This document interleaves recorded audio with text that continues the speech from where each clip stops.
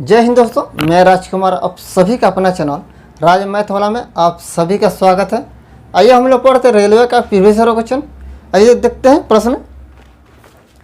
देखिए प्रश्न क्या कर रहा है। लक्ष्मी और उनकी माता की आयु का अनुपात 3:11 है। उनकी आयु का अंतर 24 वर्ष है। 3 वर्ष बाद उनकी आयु का अनुपात होगा।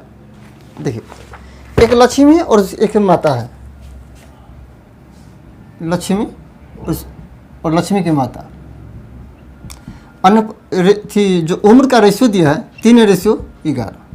ठीक है। अब प्रश्न का दोनों का जो उम्र का अंतर है तो 24 वर्ष है। अंतर 24 वर्ष है। रेशियो में देखें तो रेशियो में कितना अंतर आ रहा है। रेशियो में 8 का अंतर आ रहा है, यानी 8 रेशियो किसके बराबर है, 24 के बराबर है। तो एक रेशियो किसके बराबर है, 38 24, यानी एक रेशियो का मेरा मान आ गया 3। ठीक है। और ये मेरा कब का रेशियो दिया है, वर्तमान का। ठीक है। तो एक रेशियो का मान 3 है तो 3 रेशियो का मान कितना होगा, 9 वर्ष। यानी लक्ष्मी जो है वर्तमान में 9 वर्ष का है और उसके माता एक रेशियो का मान 3 तो 11 रेशियो का मान 11 से 33, यानी उसके माता 33 वर्ष का है। ठीक है। और प्रश्न का 3 वर्ष बाद दोनों का हमको रेशियो चाहिए। तो वर्तमान में 9 वर्ष है तो 3 वर्ष जोड़ेंगे तो लक्ष्मी कितना वर्ष का हो जाएगी, 12 वर्ष का हो जाएगी। ठीक है। और माता में हम 3 वर्ष जोड़ें तो वर्तमान में माता जो उसके है तो 33 वर्ष है और 3 वर्ष और जोड़ें कितना वर्ष हो जाएगी, 36 वर्ष की। तो 12:36 कितना बढ़ती है 36, यानी 1:3। लक्ष्मी कितना होगा 3 वर्ष बाद, रेशियो में 1 और उसके माता 3, यानी 1:3 का रेशियो हो जाएगा। ठीक है। Option number A. आइए फिर देखते हैं अगला प्रश्न। देखिए प्रश्न क्या कर रहा है। एक व्यक्ति एक काम को 5 दिनों में पूरा करता है, लेकिन उसके कुछ पुत्र की सहायता से वह उससे 3 दिन में पूरा करता है। तो बताइए कि उसका पुत्र अकेला काम पूरा करने में कितना समय लगेगा। देखिए एक आदमी है और काम पर लगता है तो एक जो आदमी, यानी मान लेते हैं मैं आदमी जो है एक काम को 5 दिन में कर रहा है। ठीक है। अब आदमी के साथ उसको सहायता करने के लिए इसका एक पुत्र भी आ गया है। तब मैन अब प्लस उसका सन हो गया इस। अब दोनों मिले काम कर रहा था, 3 दिन में काम खत्म हो रहा है। आदमी अकेले काम करता था 5 दिन लगता है उसे काम करने में। आदमी और उसका पुत्र दोनों मिल के काम कर रहे थे, 3 दिन में काम खत्म हो जा रहा है। ये दिया है, कब समय दिया है। टोटल काम निकालने के, टोटल वर्क मानने के लिए हम इसका एलसीएम लेंगे। तो एलसीएम कितना का, 15। ठीक है। जब टोटल काम में हम समय से भागा देंगे तो मेरा क्या आएगा, क्षमता आएगा। 5 से भागा देगा 5 15 5, यानी जो आदमी है एक दिन में एक दिन में 3 काम कर रहा है और आदमी और उसके पुत्र दोनों मिले कितना काम कर रहा है, 5 काम कर रहा है। ठीक है। अब हमको चाहिए क्या, पुत्र कितना टोटल का कितना दिन में काम करेगा। तो टोटल मेरे पास काम कितना है, 15 काम है। टोटल मेरे पास 15 काम है। पुत्र की क्षमता कितना है, और आदमी अकेले एक दिन में 3 काम कर रहा है और दोनों मिलेगा 5 काम। और इसमें आदमी का हम घटा दें कितना बचेगा, 2 कौन काम कर रहा है, पुत्र उसका कर रहा है।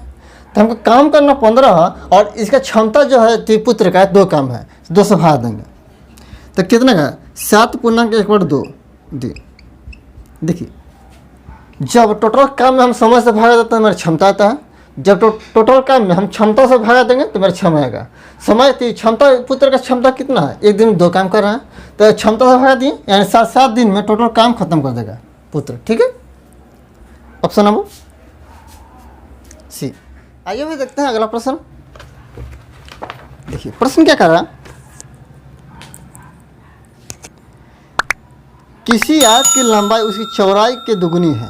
अगर इसकी परिधि 360 सेमी है तो इसका क्षेत्रफल ज्ञात कीजिए। देखिए किसी आयत की लंबाई उसकी चौड़ाई की दुगुनी है। तो पहले देखते हैं आयत का परिमाप क्या होता है। आयत का परिमाप का फॉर्मूला होता है 2 गुने क्वेश्चन द लंबाई प्लस चौड़ाई। ठीक है। तो यह लंबाई और चौड़ाई का रेशियो दिया है। देखिए लंबाई है प्रश्न में कह रहा है जो चौड़ाई है, लंबाई है चौड़ाई का दुगुना है। तब मान लेते हैं चौड़ाई और x मीटर है तो कितना होगा, 2x मीटर होगा। चौड़ाई का दुगुना हो गया, ठीक है। अब यहाँ बैठा लेते हैं फॉर्मूला पर, तो 2 गुने लंबाई की जगह 2x प्लस x बराबर 360 के बराबर है, ठीक है। 2 से कटा 360 180 बार में, यानी यहाँ कितना गया, दोनों जोड़ेंगे तो 3x बराबर 80, सॉरी 180, 3 से कटा 36 18 60 बार में, यानी x का मान आ गया 60। तो देखिए यहाँ दोनों का मान रख देते हैं, तो चौड़ाई कितना है 60 मीटर और लंबाई इसका कितना है, जैसे दुगुना है तो कितना होगा 120, 2x बराबर 120। देखिए मीटर में है क्या,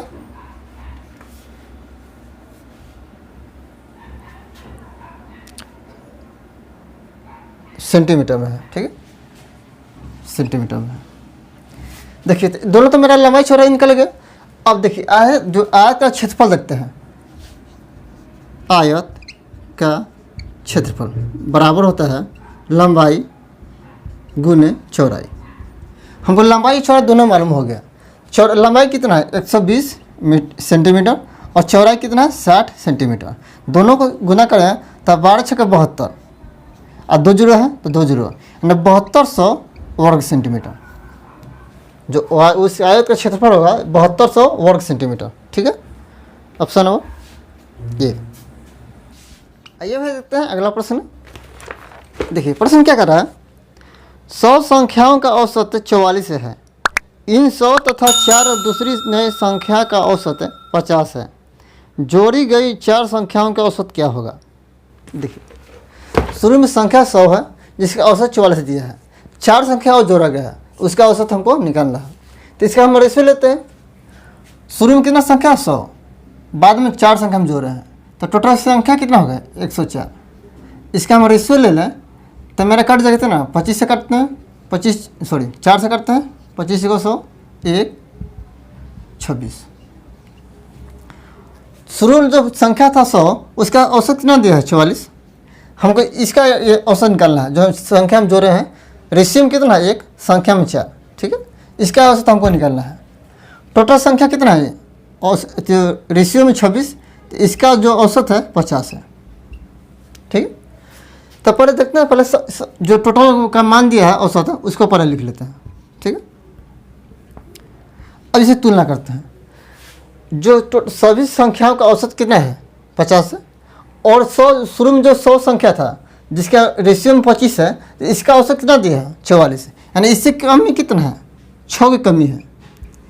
जब किसी संख्या का औसत हमको दिया रहा है और उसका योगफल हमको निकालना है, तो करता क्या है, जो मेरा औसत दिया है तो औसत कितना दिया है 6, और जितना संख्या कितना है रेशियो में 50, तो 50 से गुना करेंगे, सॉरी 25 से गुना करेंगे, यानी टोटल कितना 25 6 का 150 150, यानी 150 संख्या का कमी आ रहा है, संख्या में 150 की कमी आ रहा है। किसी संख्या का औसत हमको निकालना होता है तो करता क्या है, जो मेरा टोटल संख्या का योगफल कितना है 150, और जिसका औसत हमको निकालना उससे भाग करते हैं, जिस संख्या का औसत हमको निकालना है उससे भाग करते हैं। तो पहले सभी को जो औसत दिया है 50 लिख लिए, यहाँ कमी होगा तो यहाँ प्लस करेंगे, यहाँ प्लस रहता है तो यहाँ माइनस करते हैं, ठीक है। और पहली संख्या में कुछ संख्या में मेरा कमी हो रहा है, तो जो बच्चे संख्या उसमें हम जोड़ेंगे, ठीक है। तो यहाँ इसलिए प्लस किए। टोटल संख्या कितना है 150, हमको औसत किसका निकालना है, रेशियो में 1 से भागा दिए, और टोटल कितना गया 50 प्लस 150 कितना गया 200। जो शेष संख्या 4 संख्या हम जोड़े हैं उसका औसत कितना होगा 200, ठीक है। Option number B. आइए भाई देखते हैं अगला प्रश्न। देखिए प्रश्न क्या कर रहा है, अगर कोई आदमी मूलधन 4000 रुपये का 2 वर्षों के लिए 400 रुपये ब्याज निकलता है तो ब्याज प्रतिशत क्या है। देखिए जब तक चक्रवृद्धि ब्याज न कहा जाए तब तक हम साधारण ब्याज लगाते हैं, ठीक। इसमें कुछ क्लियर नहीं किया है, यानी साधारण ब्याज लगेगा। तो पहले देखते हैं साधारण ब्याज फॉर्मूला क्या होता है। ए सही बराबर मूलधन को पी लिखते हैं गुने दर गुने टाइम बट्टा 100, ठीक है। हमको ब्याज कितना मिला 400 रुपये, तो 400 रुपये बराबर मेरे पास मूलधन कितना है 4000 रुपये, तो 4000 रुपये। दर हमको निकालना है, ब्याज हमको कितना परसेंट ब्याज ले रहा है वो हमको निकालना है, तो आर छोड़ दिए, गुण कितना समय में है, कितना समय हमको 400 रुपये मिला 2 साल में, तो 2 बट्टा में 100, 2 जीरो कैंसिल, 1 जीरो से 1 जीरो कैंसिल, 4 से काटा 40 10 बार में।